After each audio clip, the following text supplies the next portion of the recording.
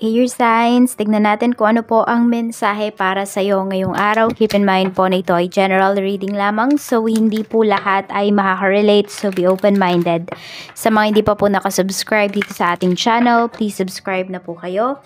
And palike na din po ng ating video, at sa mga nais pong mag-avail ng ating private readings, Lucky Stones and Amulet, makikita nyo po yung link sa description box below. We have a blessing of the earth. So, pwedeng may big amount of money. May mga deals kayo dito na mako-close. Ayan, big amount of money.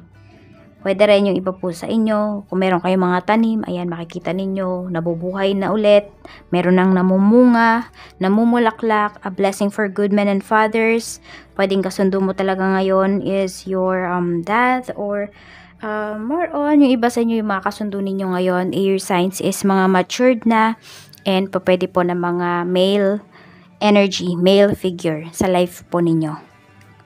A blessing for those who are nearing their final breath. Okay, matakot.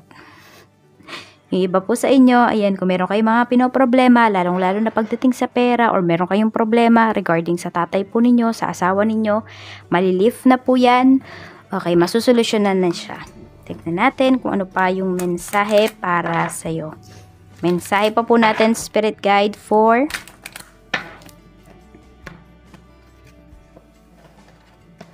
air signs. We have Samadhi. Perfect acceptance. Ayan, accept nyo daw yung pera na ma-receive ninyo. Okay, wag na kayo magdalawang isip na, para sa akin ba to? Para po yan sa'yo, air signs. Panakeya. There is a solution for every problem. So, wag kayong susuko. Hindi kayo nag-iisa. Pwedeng ayan, yung may mga makakausap kayo, or you can ask for help sa isang male figure. Ayan, magkakaroon talaga kayo ng wisdom. Magigising kayo sa mga, parang magigising kayo sa katotohanan, magigising kayo sa mga dapat nyo talagang gawin. Or sa mga, sabihin natin, yung, kunwari, need mo talaga ng makakausap, need mo ng makikinig sa'yo. Ask for someone mas matanda sa'yo, at ayan, pwedeng male figure. Sacrifice, what can you let go of? Air signs. Medyo bumibigat yung life ninyo, air signs. Kasi mas nagfo-focus kayo sa problems. Parang lahat tinitignan ninyo ngayon as problema. Solusyon po yung tignan ninyo. Solusyon yung hanapin ninyo dito. Para gumaan yung inyong mga problema at gumaan yung inyong energy. Yan. Ano ba yung kaya mong i-sacrifice ngayon? Ano ba yung kaya mong mawala muna sa life mo? Yung iba sa atin, need talaga natin munang tumahimik for 6 months. Kilalanin mo muna ulit yung sarili mo. Yung iba kasi sa inyo pwedeng nakalimot. Nakalimot kayo. Air signs, meron dito. Parang nakalimutan nyo talaga yung true purpose ninyo, yung life purpose ninyo. Medyo naligaw ng landas yung iba sa inyo dito. Tignan natin kung ano pa yung mensahe para sa'yo. Pero bago yan, ito pala yung iyong lucky numbers. We have number 1, 29, 23, 13, 43, and we have 28. Tignan po natin kung ano pa yung mensahe para sa'yo. Ano pa po ang mensahe natin, Spirit Guide, for air signs, Gemini, Libra, and Aquarius. Trabaho, we have 2 of Wands. May nagbabalak ba ditong mga ibang bansa? Ayan. Or meron naman dito, meron kayong options ngayon na nakikita pagdating sa trabaho. Ayan, may mga dumarating na mga opportunities.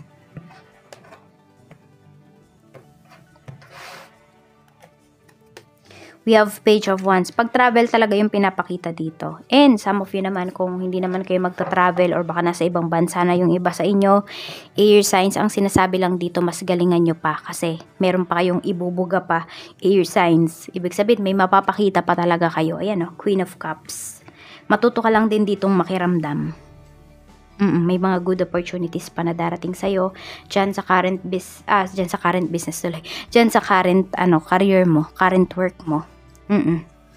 Tignan natin. Na-attract mo yung mga positive energies, oh. Ayan. Pero yung iba, na-challenge kasi kayo. Iba naman dito, challenging opportunity yung na-attract ninyo. Yan. Pagdating sa business, we have Ace of Swords, Queen of Swords, and we have Two of Swords. Naku, nagdadalawang isip kayo dito. You have ideas talaga para mas mapaganda pa yung sales, yung business mo. Huwag kayong magdalawang isip. Kapag kayo po ay merong mga ideas, try ninyong sabihin natin, i-foolproof nyo muna, kunwari recipe yan. Foolproof nyo muna, pag okay na yan, i-ano nyo na, ipakilala nyo na kaagad sa market. So, ayan po, huwag kayong matatakot dito na lumabas sa comfort zone ninyo. Ayun yung sinasabi pagdating sa business. Yan. Ang dami din talagang opportunities. So, ang daming opportunities na lumalapit sa inyo. Kaya lang kasi ito yung mga opportunities na kailangan nyo talagang manimbang. Kailangan timbangin nyo muna. Kailangan alamin nyo muna ano ba yung pros and cons dito sa mga gagawin mong decisions. Kasi medyo, sabihin natin, malaki talaga yung magiging impact ng mga ng mga decisions na ito sa life mo, sa career, at saka sa business mo. Merong makikipag-usap sa inyo dito. Parang sobrang talino ng tao na to. Na tipong mapapaisip na lang kayo, parang alam niya lahat eh. Tatanggapin mo ba or hindi? Kasi pwedeng sasakit yung ulo ninyo, yes. Pero may matututunan kayo dyan sa tao na yan. Paano ba i-handle yung mga ganyang tao na feeling nila, alam na nila lahat. Tingnan natin, pagdating naman po sa pera, we have strength. Okay. Mataas yung, malakas yung purchasing power ng karamihan sa inyo, air signs. 8 of Wands. 2 of Pentacles. Lagi na lang may 2 na energy dito. Ayan po. So, maganda yung pera ninyo, air signs. Actually, mabilis, no? Sabi ko, malakas yung purchasing power ninyo. Mabilis yung pera sa inyo. Kaya lang, pwedeng doon kayo natatalo. Pag ayan na yung pera, saan nyo ba ginagastos? Diba? Saan ba napupunta yung kalakihan ng pera mo?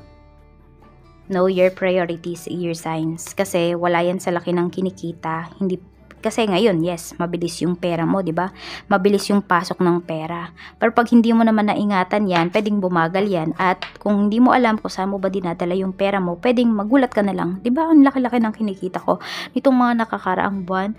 Bakit ganun? Wala na akong pera. So, mapapaisip ka dito. Kaya naman, budget mo talaga ng maayos yung money mo. I-handle mo yan ng maayos. Unahin mo yung mga priorities. Parang ang gawin mo sa'yo ay delayed gratification. Tsaka ka na muna mag-travel, tsaka ka na bumili ng mga gusto mo, tsaka mo na kainin yung mga gusto mo. Just make sure muna na kapag kunwari may binili kang isang product, hindi magugulo yung budget mo. Kunwari for the whole year, for the next 3 months, yung alam mo yung hindi ka mangangamba. Ganun po yung gawin ninyo. But it's up to you how you handle your finances. Advice lang naman po ito. Mas alam nyo pa rin kung paano i-handle yung inyong finances. Kasi kayo naman yung gumagastos, diba? And yung iba naman sa inyo, hindi naman kayo maluho. You know, yun lang talaga ay minsan, hindi nyo talaga nahahandle ng maayos yung pera. So, tignan po natin ano pa yung mensahe pagdating sa love life. Ayan. Pagdating naman po sa love life, spirit guide, kamusta po si air signs? Okay, kuhanin natin to.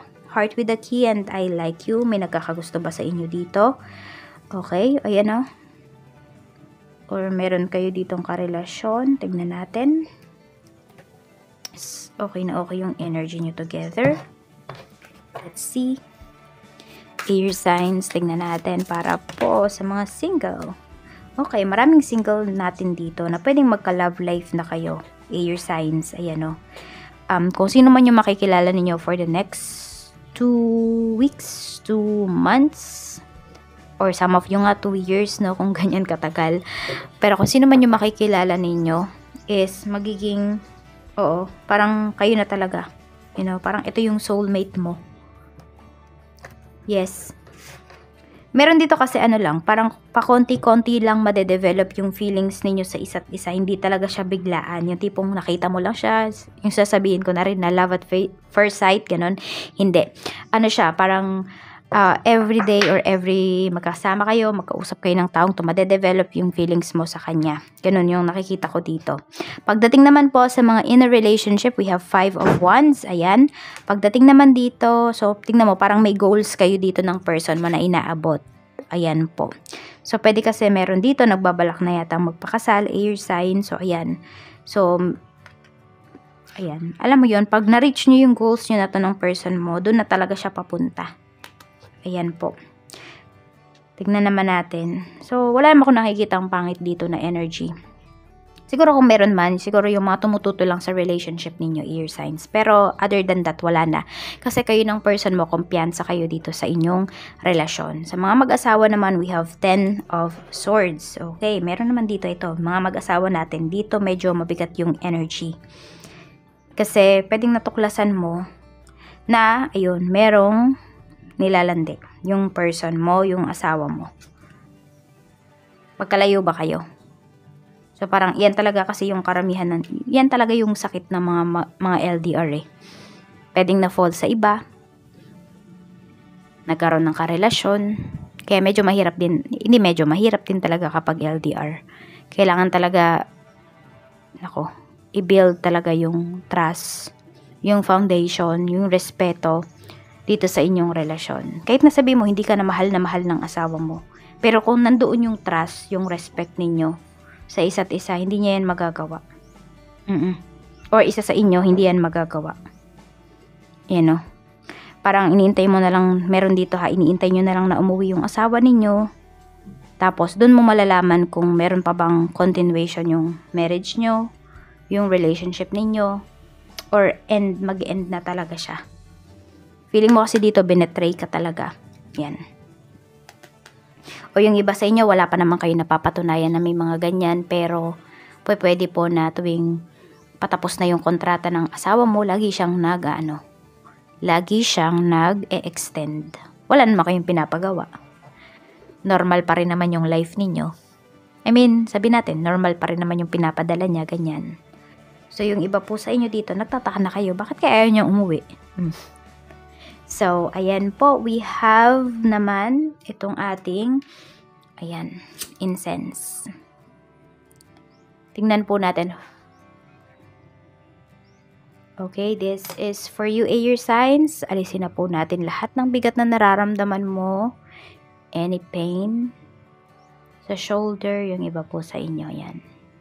Kung ano man po yung nararamdaman ninyo, i-lift nyo na po yan kay universe. Tinatanggal na po natin ang bigat ng iyong nararamdaman.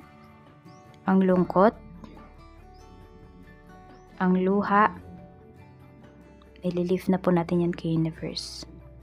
Tanging magaganda, magagaan, at masasaya na lamang po ang ating iiwan, air signs. This is for you. Lift mo na kay universe yan lahat. Lahat ng problems mo, masusolusyonan mo na yan. Yan lamang po. Maraming salamat. Mag-iingat po kayo always and more blessings to come. Bye!